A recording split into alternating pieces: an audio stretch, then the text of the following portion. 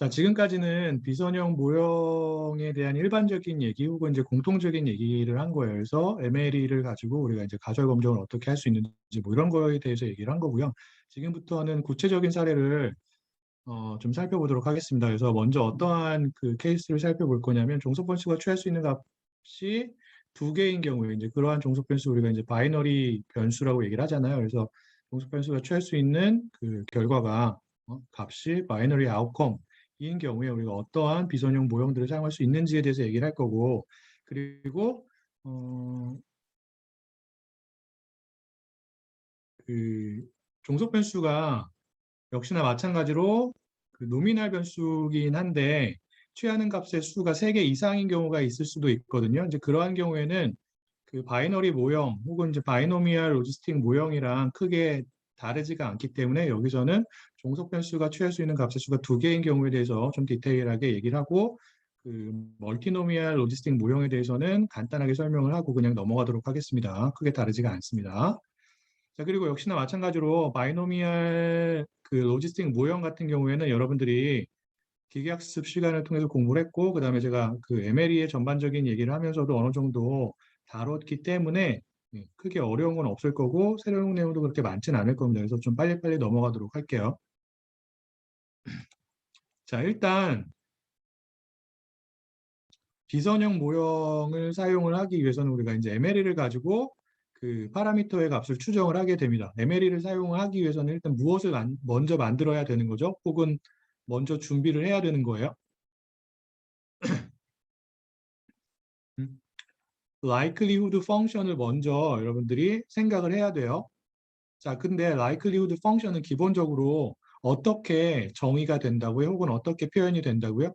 어떠한 펑션을 이용해서?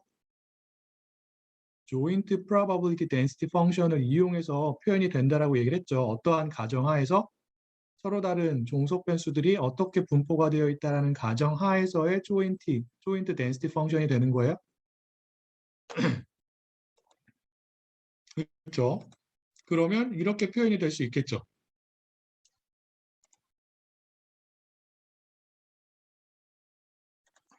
원래는 이제 일반적인 표현을 이렇게 쓰는 건데 여기서는 이산 변수에 대해서 다루고 있기 때문에 그냥 P라고 일단 한번 써봤습니다.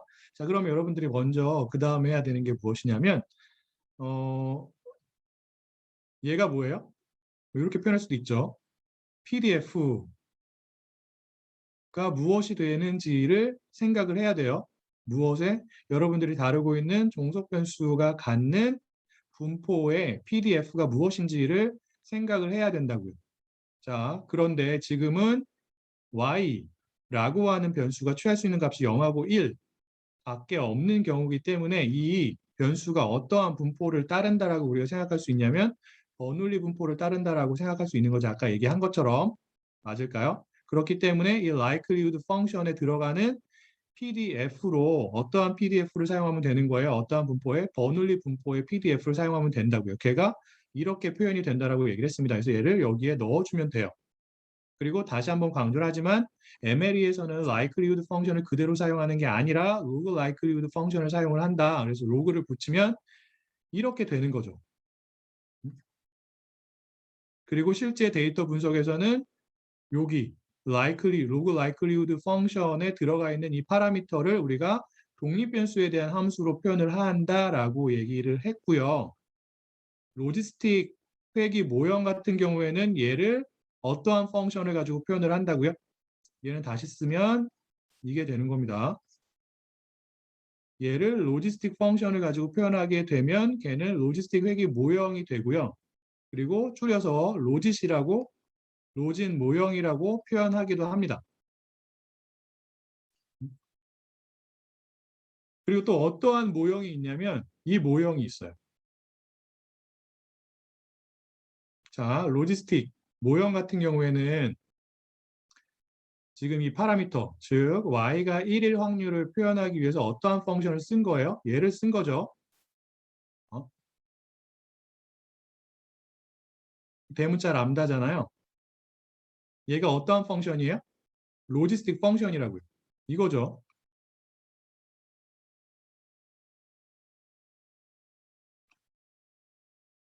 이거라고요. 얘가 뭐의 CDF라고요? 어떠한 분포에?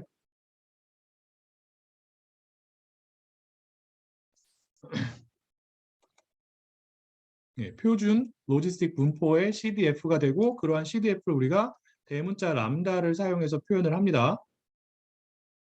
자, 걔를 쓰는 경우에는 우리가 어떠한 모형을 사용하게 되는 거예요? 로지스틱 모형 혹은 로진 모형을 사용하게 되는 거고요. 걔만 쓰는 게 아니라 전통적인 통계학에서는 또 다른 모형을 많이 씁니다. 바이너리 아웃컴 종속 변수에 대해서 걔가 어떠한 모형이냐면 프라빗 모형이에요. 프라빗 모형은 이 확률 있죠. y가 1일 확률을 어떠한 분포의 CDF를 가지고 표현을 하냐면 얘를 가지고 표현을 합니다. 얘는 어떠한 분포의 CDF가 될까요? 여러분들 이거 봤죠? 네, 표준 정규 분포죠. 표준 정규 분포의 CDF를 무엇으로 사용하는 경우에 y가 1일 확률로 사용하는 경우에 우리가 그러한 모형을 어떠한 모형이라고 한다고요?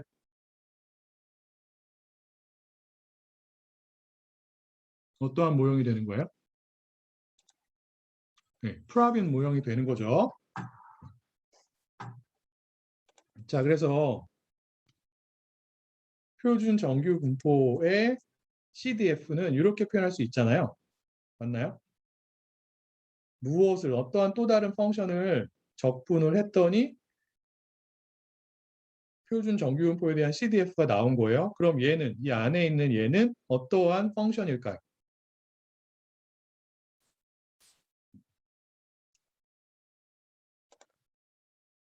예, 표준 정규 분포의 PDF가 되겠죠. 그래서 표준 정규 분포 같은 경우에는 뮤가 0이고 시그마가 1인 경우이기 때문에 정규 분포의 PDF에 얘네들의 값을 대입하게 되면 이렇게 나오게 됩니다.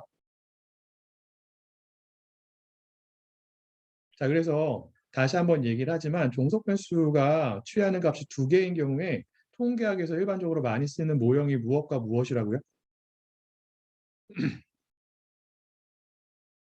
로짓이랑 로지스틱 모형이랑 프라빗 모형이 됩니다. 그 둘의 차이가 뭐예요?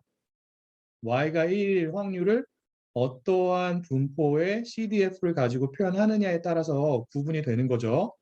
다시 한번 정리를 하면 로지스틱 모형 같은 경우에는 어떠한 분포의 CDF를 사용을 한다?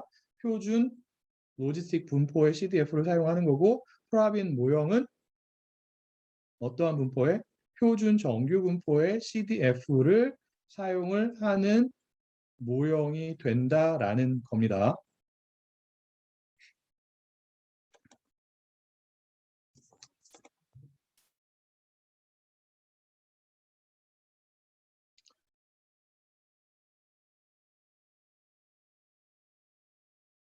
자, 그래서 로그 라이클리후드 펑션이 이렇게 되는데 어떠한 경우에 종속 변수가 취하는 값이 두 개인 경우에 0하고 1인 경우에 이렇게 되는데 이 P를 어떻게 표현하느냐에 따라서 우리가 사용하는 모형의 종류가 달라지는 거죠. 맞아요. 그래서 이 P를 로지스틱 펑션을 가지고 표현하게 되면 로지스틱 모형이 되는 거고 표준 정규분포의 CDF를 가지고 표현하게 되면 프라빗 모형이 되는 겁니다. 그 이외에도 또 어떠한 모형이 있냐면 이러한 모형도 있어요. 컴플리먼터리 로그로그라고 하는 모형도 있는데 얘는 그렇게 많이 사용되지는 않습니다. 그냥 이런 게 있다 정도라고 생각하면 되고요. 얘는 어떠한 경우에 사용을 하냐면 그 데이터가 비대칭하게 분포가 되어 있는 경우에 그래서 0의 값이 굉장히 많다든지 아니면 1의 값이 상대적으로 더 많다든지 하는 경우에 여러분들이 얘를 사용해 보는 것을 고려할 수가 있습니다. 그래서 여기서는 P가 이러한 펑션을 가지고 표현이 되는 거죠. 얘는 그렇게 많이 사용되진 않아요. 그래서 이렇게 두 가지가 일반적으로 많이 사용이 된다라는 것을 알고 있으면 되겠습니다. 자, 그러면 어떻게 로지스틱 모형 같은 경우에는 이 P, 즉 y가 1일 확률이 이러한 펑션을 가지고 표현이 되고 그 다음에 프라빗 모형에서는 이러한 펑션을 가지고 표현이 되는지에 대해서 설명을 해보도록 할게요. 이거 이제 기계학습 시간에 설명하지 않은 거예요. 자, 그러한 설명을 위해서 보통 사용하는 방법이 무엇이냐면 이 latent variable 방법 혹은 latent variable 모델 방법이 됩니다. 이게 무엇이냐면 우리가 실제로 관측하는 종속 변수는 y가 되는데 yi라고 하죠. i 번째 관측치의 종속 변수. 얘는 실제로 우리가 관측하는 종속 변수의 값이에요. 그런데 이 모형 같은 경우에는 어떠한 가정을 하냐면 눈에 보이지 않는 잠재 변수가 있다라고 가정을 합니다. 그리고 그 잠재 변수가 어떠한 값을 취하느냐에 따라서 우리가 실제로 관측을 하게 되는 이 스몰 y의 값이 결정이 된다라고 가정을 하는 게 이 레이턴트 베리어블 모델이에요. 그래서 그 잠재 변수를 어떻게 표현을 하냐면 이렇게 표현을 합니다. yi 스타. 얘는 직접적으로 눈으로 관찰이 가능한 거라고요. 그 값을 우리가 볼 수 있는 변수예요, 아니에요? 응? 얘는 볼 수 없는 변수예요. 그런데 우리가 실제로 관측을 하게 되는 i 번째 관측치에 대한 종속 변수인 스몰 y의 값이 무엇에 의해서 영향을 받는다? 무엇에 의해서 결정이 된다? 우리가 실제로 관측할 수 없는 이 잠재 변수의 값에 의해서 결정이 된다라고 가정을 하는 게 어떠한 그 모형이에요? 얘라고요. latent variable 모델이라고 부르는 거예요. 자, 그래서 이 잠재 변수를 우리가 어떻게 표현을 하냐면 이렇게 표현을 합니다.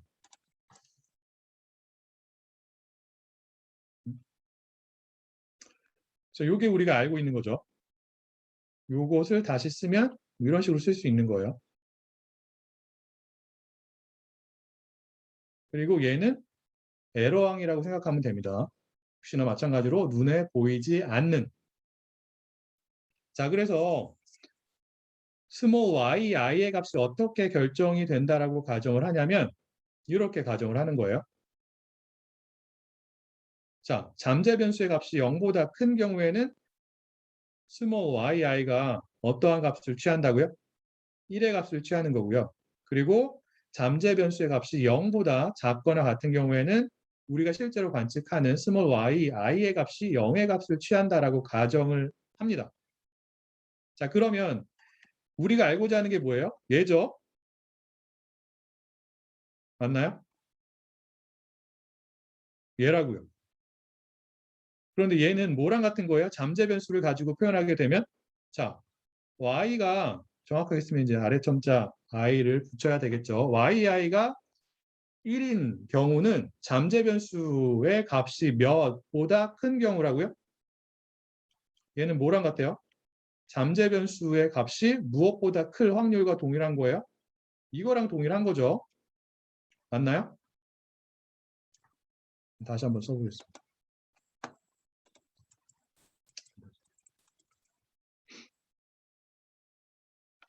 자, 우리가 알고자 하는 게 이거예요. 근데 얘를 표현하기 위해서 잠재 변수를 이용을 한다고요. 그래서 얘는 뭐랑 같냐면 잠재 변수의 값이 0보다 클 확률과 동일한 거죠. 근데 잠재 변수가 어떻게 표현이 된대요? xb 플러스 2i죠. 자, 그럼 얘를 얘로 가지고 이렇게 대체할 수 있죠. 여기에 대입할 수가 있습니다. 맞을까요? 맞아요, 안 맞아요?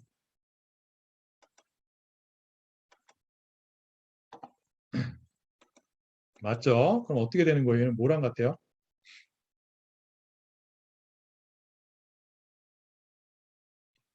이렇게 돼요. 자, 로지스틱 모형은 이 에러항이 어떠한 분포를 따른다라고 가정하냐면 표준 로지스틱 분포를 따른다라고 가정을 합니다.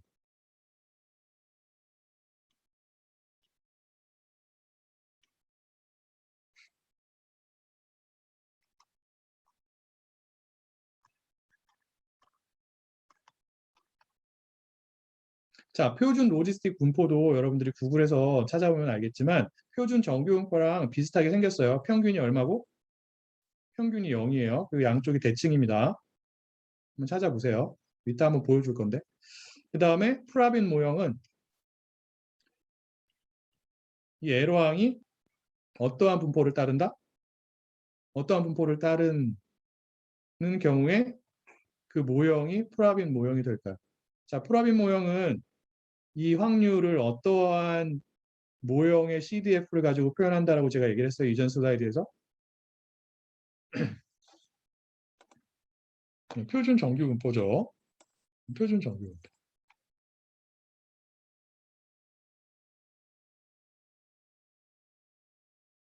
그래서 표준 로지스틱 분포의 CDF는 람다로 표현이 된다라고 얘기를 했어요. 맞을까요? 그래서 얘를 가지고 먼저 로지스틱 모형이 어떻게 도출이 되는지 한번 살펴보도록 하겠습니다. 자, 그러면 얘를 볼게요. 얘는 그러면 무엇과 같냐면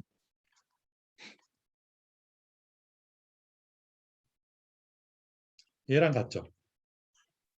마이너스. 자, 얘가 어떠한 분포를 따른다고요?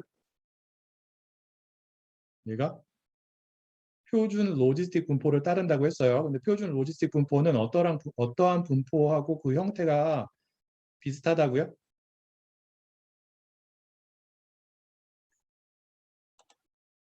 표준 정규 분포랑 그 형태가 비슷합니다. 자, 그러면 다시 정리를 하면 우리가 구하고자 하는 확률이 요건데 요게 로지스틱 모형 같은 경우에는 에러항이 표준 로지스틱 분포를 따르기 때문에 이렇게 표현이 된다라고 하는 거죠. 요게 뭐라고요?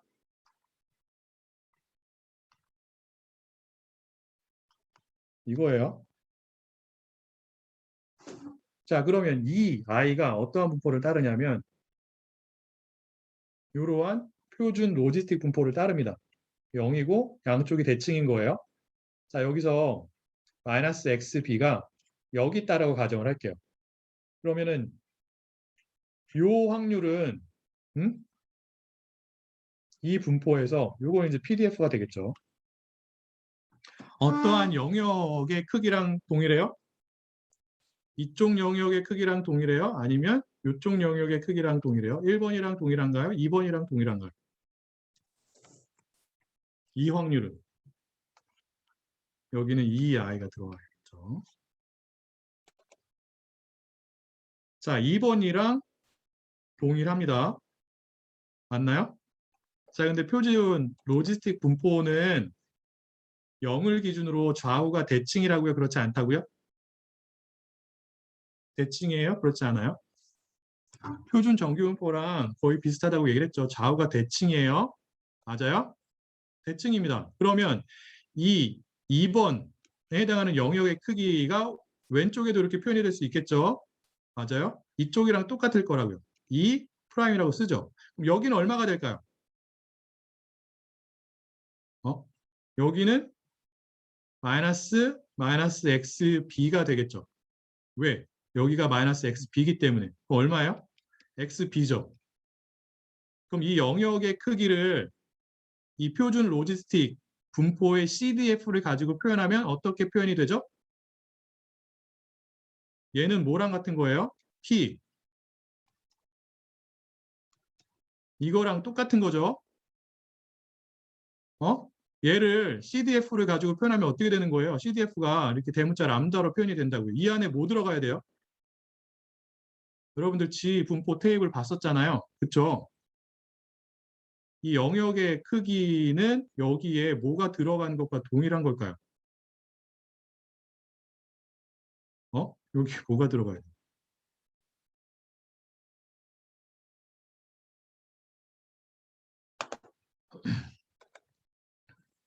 여기에 XB가 들어가야죠. XB.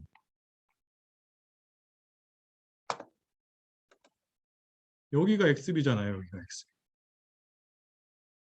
맞나요? 어? 자, X가 정규분포를 따를 때 여러분들 기억이 날지 모르겠지만 이게 정규분포의 PDFX, FX라고 했을 때 이게 스몰 x예요. 맞을까요? 이 왼쪽에 있는 영역의 크기가 어떻게 되는 거예요? 이거죠. 얘는 어떻게 표현이 되냐면 이렇게 표현이 되는 거죠. 대문자 F가 뭐예요? 이 분포의 CDF잖아요. 이게 여기 들어가야죠.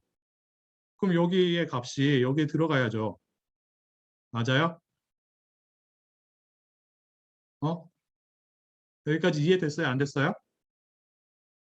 됐어요? 자, 그런데 표준 로지스틱 분포에 그럼 이게 뭐예요? 우리가 알고자 하는 이 값이라고요. 두 개가 같아요. 여기까지 이해됐나요?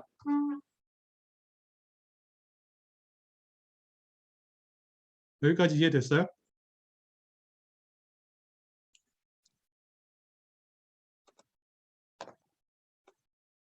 인진 학생 이해됐을까요? 왜 나냐고요? 여기 대답을 해가지고. 자, 그러면 얘는 어떻게 생겼을까요? 표준 로지스틱 분포의 CDF 펑션은 음? 어떻게 생겼을까요? 여러분들이 알고 있는 형태죠. 이거라고요. 뭐랑 똑같은 거예요?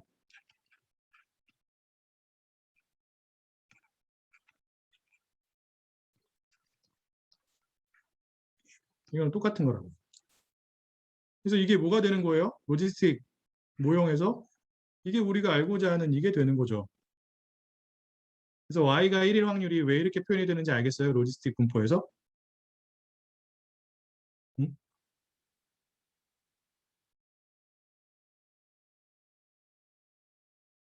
자, 동일하게 프라빈 모형에 대해서 해봅시다. 프라빈 모형도 잠재 변수를 이용하게 되면 역시나 마찬가지로 이게 무엇과 같아요? 잠재 변수의 값이 0보다 큰 경우랑 같은 거죠. 그리고 다시 한번 잠재 변수가 어떻게 표현이 된다고요? 이렇게 표현이 된다고요. 그럼 여기다 이거를 대입하게 되면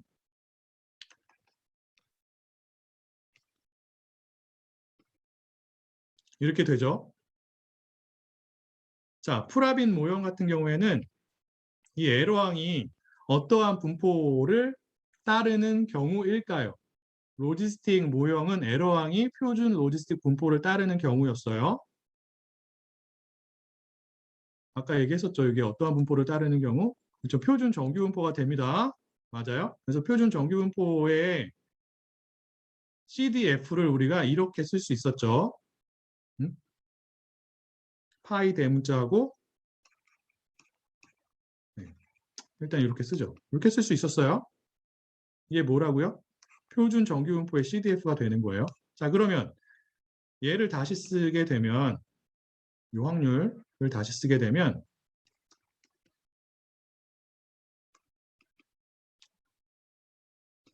이렇게 되죠. 그럼 얘는 그림으로 그리면 어떻게 되는 거예요? 표준 정규 분포를 이렇게 그릴 수 있죠. 0이에요. 양쪽이 대칭인데 역시나 마찬가지로 여기가 마이너스 x, b라고 하면 요 영역의 크기가 무엇과 같은 거예요? 얘랑 같은 거죠. 요거는 표준 정규 분포예요. 그럼 요 영역의 크기는 표준 정규 분포는 양쪽이 대칭이기 때문에 어디랑 같은 거예요? 요쪽이랑 같은 거죠. 여기는 얼마가 된다고 역시나 마찬가지로 마이너스, 얘에 마이너스를 붙이면 그 값이 되겠죠.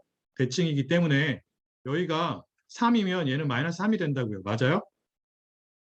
대칭이니까 당연히 그래야겠죠. 여기 마이너스 xb가 된다. 얼마가 돼요? xb가 되는 거죠. 그럼 얘는 뭐랑 같아요?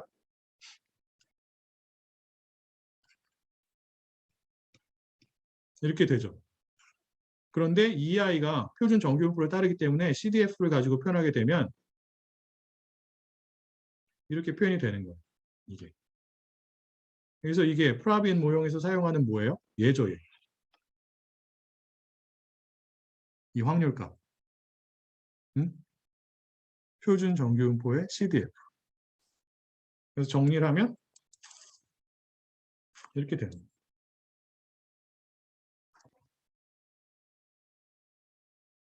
이게 로지스틱 모형 같은 경우는 다시 한번 얘기하지만 표준 로지스틱 분포의 CDF가 되는 거고요. 그다음에 프라빈 모형 같은 경우에는 표준 정규 분포의 CDF가 되는 겁니다. 왜 이렇게 도출이 되는지 이해가 될까요? 잠재 변수 모형을 가지고 우리가 설명할 수 있는 거예요. 왜 이러한 펑션을 이 p의 값으로 사용을 하는지 각각의 모형에서.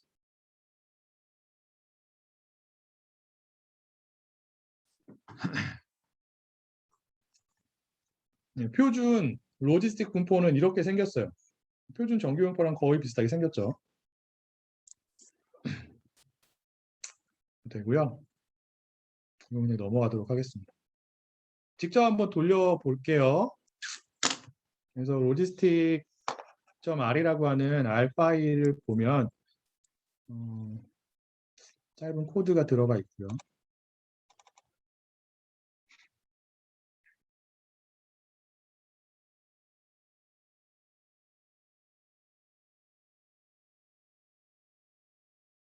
네.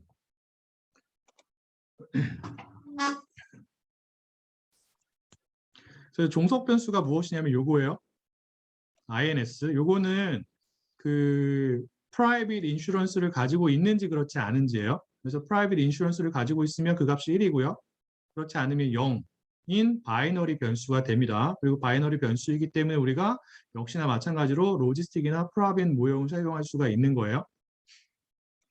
요거를 돌리면 결과가 이렇게 나오는 거고요.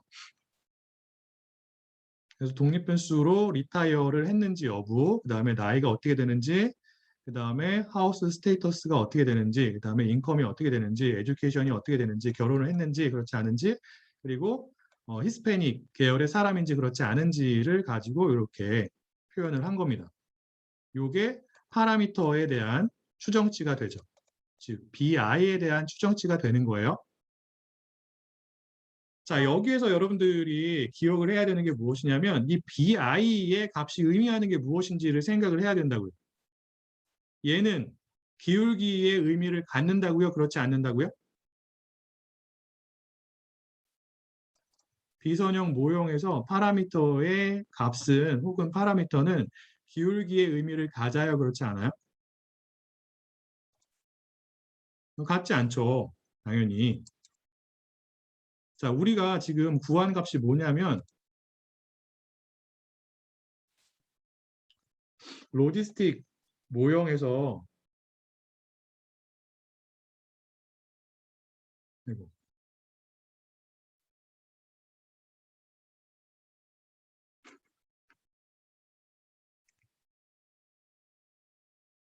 로지스틱 모형, 즉 1 플러스 2에 이거잖아요. 얘네들을 구한 거라고요. 비선형 모형이기 때문에 기울기의 의미를 가질 수가 없어요. 그럼 일단 이것을 보고서 여러분들이 알 수 있는 게 뭐예요? 파라미터의 값이 0보다 크면 해당 독립변수랑 종속변수, 로지스틱 모형의 종속변수예요. 즉 y가 1의 값을 가질 확률이 종속변수가 된다고요. 그 확률이랑 어떠한 관계를 갖는 거죠? 파라미터의 추정치가 0보다 큰 경우에는 양의 관계를 갖는 거예요? 음의 관계를 갖는 거예요? 양의 관계를 갖는 거죠. 이 부호가 관계의 방향을 의미합니다. 그 정도까지는 해석할 수 있어요. 왜 그렇게 해석이 되는지는 조금 이따가 설명하도록 하죠. 자, 그 얘기가 뭐예요? 은퇴를 한 사람들이 프라이빗 인슈런스를 더 많이 가지고 있다고요. 가질 확률이 높다는 거죠. 맞나요? 자, 그러면 이건 뭐예요? 히스패닉이라고 하는 변수에 대한 파라미터의 추정치가 0보다 작죠. 이게 무엇을 의미하는 거예요? 히스패닉 계열의 사람들이 그렇지 않은 사람들보다 무엇을 가지고 있을 확률이 작다라는 것을 의미하는 거죠. 예, 프라이빗 인슈런스를 가지고 있을 확률이 작다라는 것을 의미합니다. 즉, 파라미터의 추정치의 값이 음수이기 때문에 해당 독립변수랑 y가 1의 값을 가질 확률이랑 음의 관계를 갖는 거예요. 알겠나요?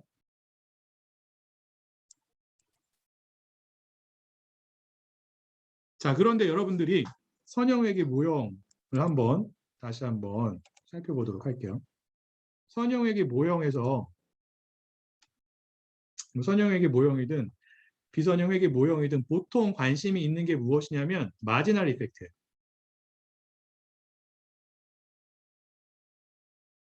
우리말로 뭐라고 하죠? 한계 효과? 뭐 이렇게 하죠. 이게 무엇을 의미하냐면 특정한 독립변수의 값이 1만큼 증가할 때 종속변수의 값이 얼마만큼 달라지는지를 의미하는 거예요. 선형회계 모형에서는 이렇게 표현이 될 수 있죠. 특정한 독립변수에 대해서. 이게 뭐예요? 마지널 이펙트를 나타내고 마지널 이펙트가 선형회계 모형에서는 BI로 표현이 된다고요. 왜 그래요? 선형회계 모형은 이렇게 생겼죠. 이런 식으로 생겼잖아요. 이거에 대해서 예를 들어서 x1에 대해서 y를 미분해요. 그럼 얘만 변수고 나머지는 다 뭐예요? 나머지는 다 뭐로 간주가 되나요? 무엇으로 간주가 되는 거죠? 우리가 x1에 대해서 편미분을 하게 되면 편미분이죠, 지금은. 상수로 간주가 되죠. 그러면 얘네 다 날라가고 아이고. 뭐만 남아요? 얘만 남죠. B1만 남아요. 이게 뭐예요? 선형회계 모형에서의 마지널 이펙트예요. 마지널 이펙트가 무엇을 의미한다고요? 해당 독립변수가 1만큼 증가했을 때 y값이 얼마나 달라지는지를 의미한다고요. 맞을까요? 자, 그럼 로지스틱 회계 모형에서의 마지널 이펙트는 어떻게 표현이 될까요? 로지스틱 회계 모형에서도 우리가 마지널 이펙트에 관심이 있어요. 즉, 독립변수가 1만큼 증가할 때 로지스틱 회계 모형의 종속 변수가 얼마만큼 달라지는지에 관심이 있다고요. 그래야지만 독립 변수가 종속 변수에 얼마만큼의 영향을 미치는지 뭐 이런 걸 파악할 수 있을 거잖아요. 맞아요? 자, 다시 한번 쓰면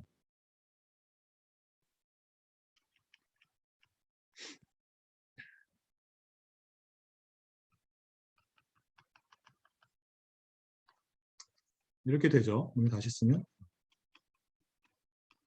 이렇게 쓸 수 있습니다. 자, 이러한 모형에서 우리가 알고자 하는 마지널 이펙트는 뭐냐면 이거예요. 근데 이거랑 같다고요? 같지 않다고요?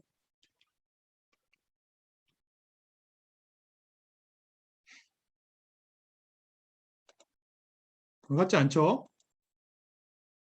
자, 얘를 가지고 표현을 해보도록 하겠습니다. 자, 마지널 이펙트 어떻게 구할 수 있어요?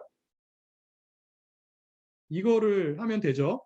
P를 Y가 1일 확률을 특정한 X 변수에 대해서 미분을 하면 된다고요. 로지스틱 모형에서는 P가 얘잖아요. 람다. 얘를 미분하면 돼요.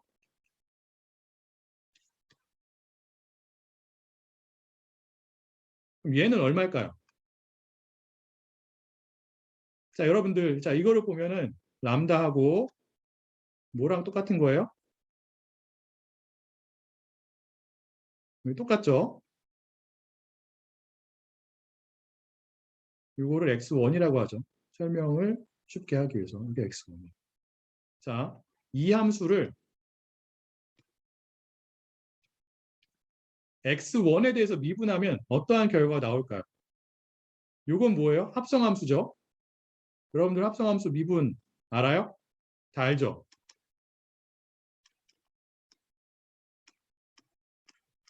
이렇게 되어 있어요. 여기서 얘는 뭐예요?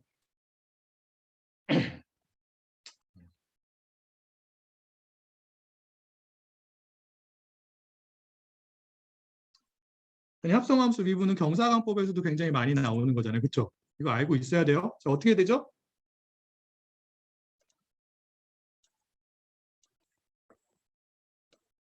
준현 학생 수학과 나왔죠? 수학과에서 이런 거 안 배우나요? G 프라임 X 곱하기 이렇게 될까요? 아니면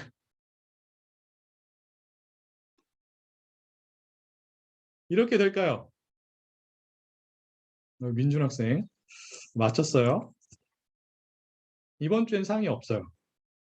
그리고 내가 들었는데 지난주에는 그 대별에 11명이 있었는데 그 이번 주부터는 2명 있다고. 어,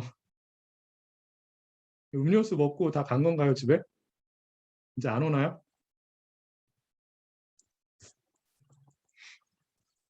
이거죠, 이거. 그러면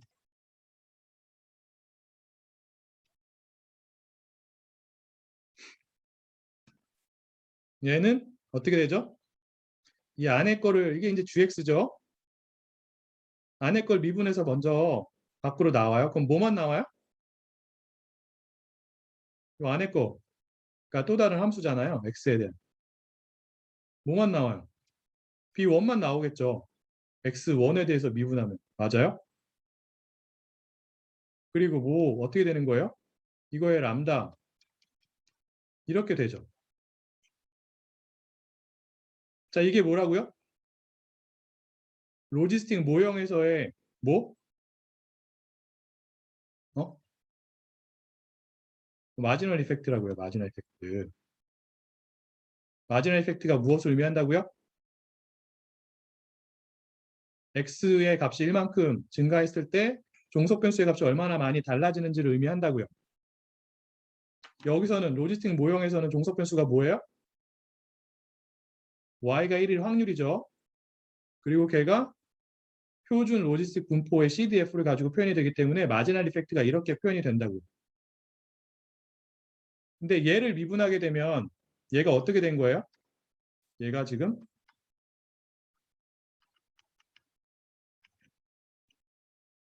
이거죠. 여러분들 이거 미분할 수 있죠? 어?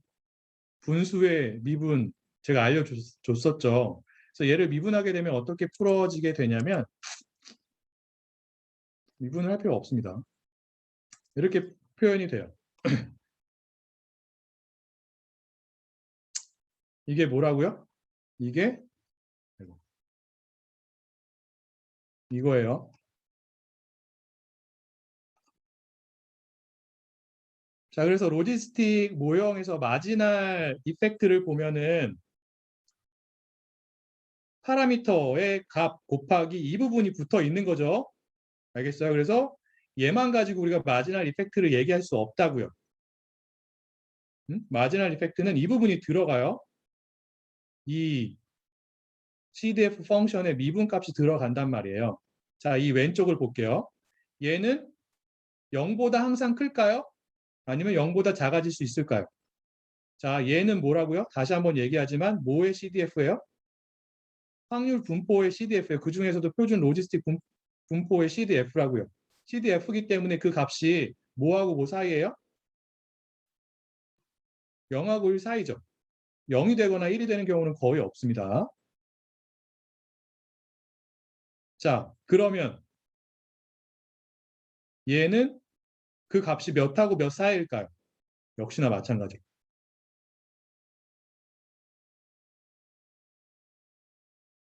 0하고 1 사이죠. 0하고 1 사이. 1보다 작아요. 0보다 크고요. 자, 그러면 마지널 이펙트의 부호는 무엇에 의해서 결정이 되는 거예요? 무엇의 부호에 의해서 결정이 되나요? 마지널 이펙트의 부호가 BI죠. BI. BJ. 여기서. 그래서 아까 우리가 파라미터의 결과값을 보고서 여기서 아래서 x랑 그 로지스틱 모형의 종속 변수인 y가 1일 확률이랑 어떠한 관계, 양의 관계를 갖는지 음의 관계를 갖는지가 무엇에 의해서 결정이 된다라고 얘기를 했어요? 무엇의 부호에 의해서? 파라미터의 추정치의 부호에 의해서 결정이 된다라고 했잖아요. 맞아요. 그 이유가 이거라고요. 마지널 이펙트가 이렇게 되기 때문에 그래요. 응? 자, 마지널 이펙트는 그러면 그 절대값이 BJ의 절대값보다 큰가요? 작은가요? 항상, 반드시.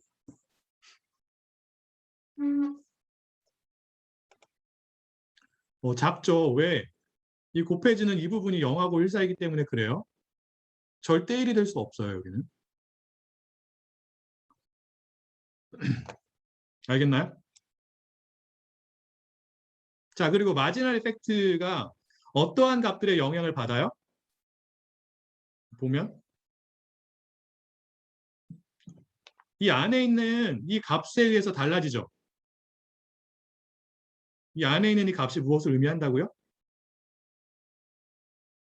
뭐 이 프라임은 트랜스포즈를 의미하긴 합니다.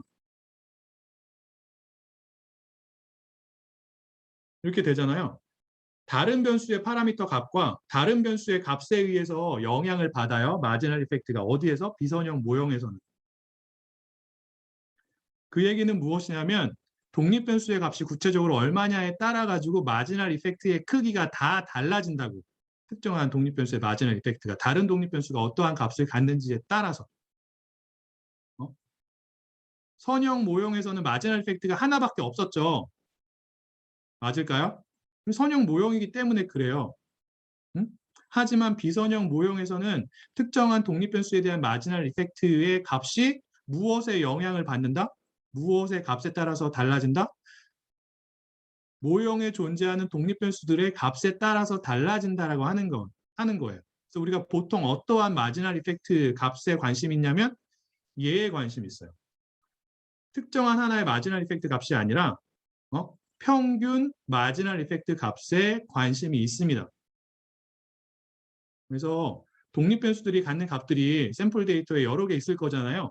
각각의 경우에 대해서 마지널 이펙트의 값이 다르다고요. 걔네들의 평균을 낸 마지널 이펙트를 우리가 에버리지 마지널 이펙트라고 얘기를 해요. 그래서 특정한 독립 변수에 대한 마지널 이펙트를 우리가 얘기할 때는 어떠한 모형에 대해서 비선형 모형에 대해서 평균 마지널 이펙트를 보통은 사용을 합니다.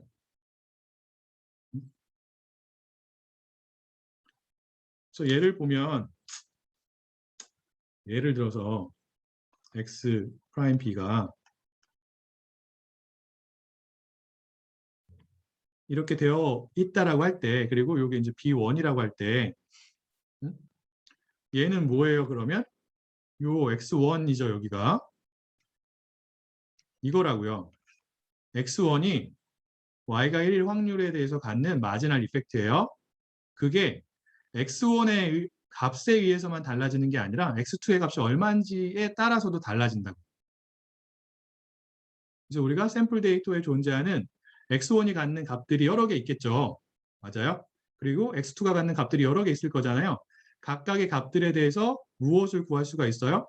요 마지널 이펙트의 값들을 다 구할 수가 있다고요. 걔네들의 평균을 내면은 얘의 평균 값을 구할 수가 있어요. 그게 뭐라고요? average marginal effect가 된다. 이해가 될까요?